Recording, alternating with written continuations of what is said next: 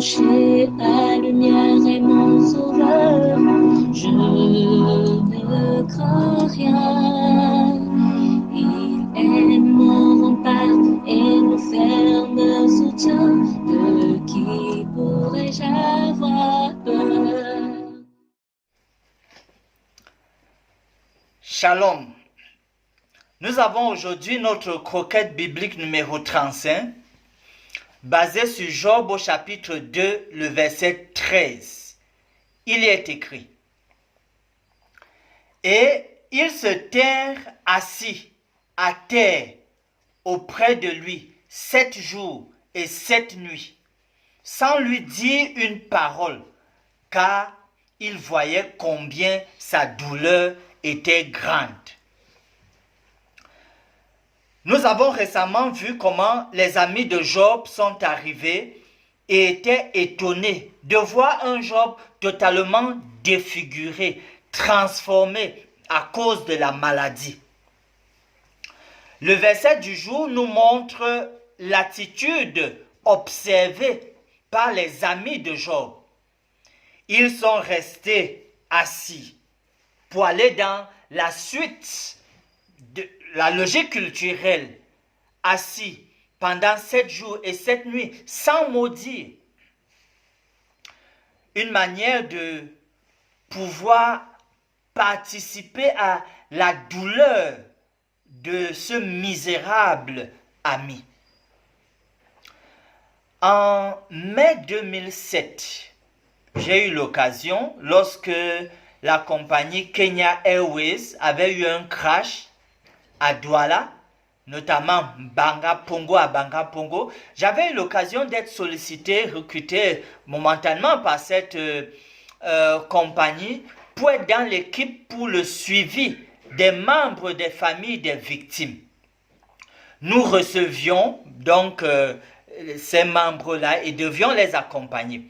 Je me souviens un beau jour, autour de 21h, j'avais été rappelé dans un hôtel pour travailler avec une dame dont le fils était un habit international au Cameroun, et fils unique, il était décédé, et dont la dame depuis le matin était là assise dans sa chambre d'hôtel, sans manger, sans boire, totalement désemparée. Par la grâce de Dieu, j'ai eu à accorder ce ministère de la présence, parce que je suis arrivé ce jour-là et je me suis juste assis, ayant enlevé ma veste, et à côté de cette dame, le Seigneur a permis que le ministère de la présence puisse être joué, et au bout d'un certain nombre de minutes, elle a pu relever la face, de nouveau avoir espoir, et puis prendre quelque chose à manger et à boire.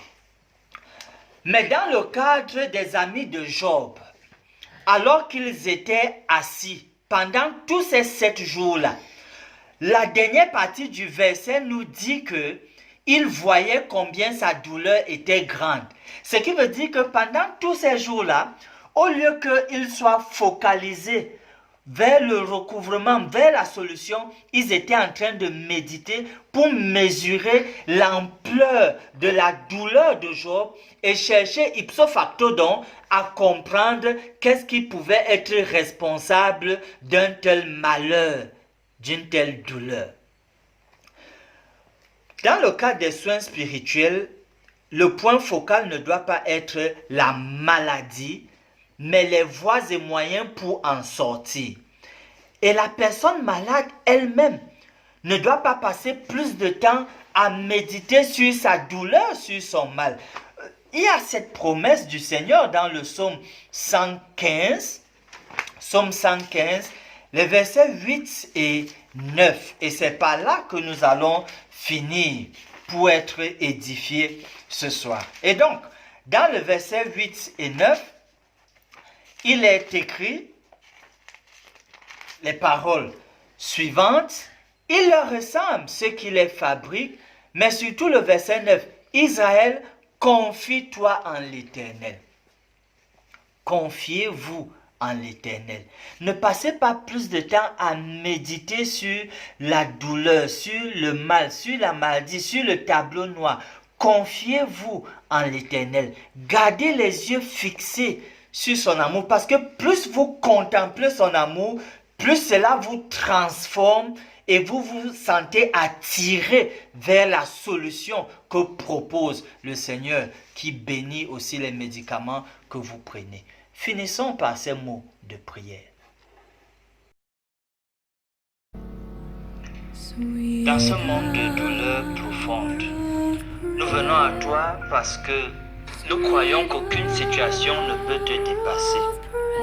Nous te remercions parce que nous te connaissons comme le Dieu Tout-Puissant. Nous te soumettons tous les cas de maladie où tu désires nous utiliser comme des instruments de guérison.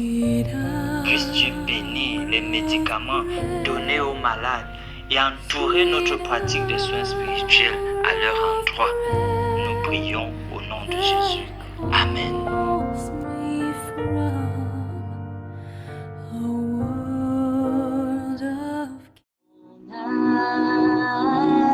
Espérons l'Éternel, mon âme, espérons l'Éternel, qu'un chant s'élève au Dieu du ciel, qu'un chant s'élève au Dieu du ciel, mon âme, espérons l'Éternel.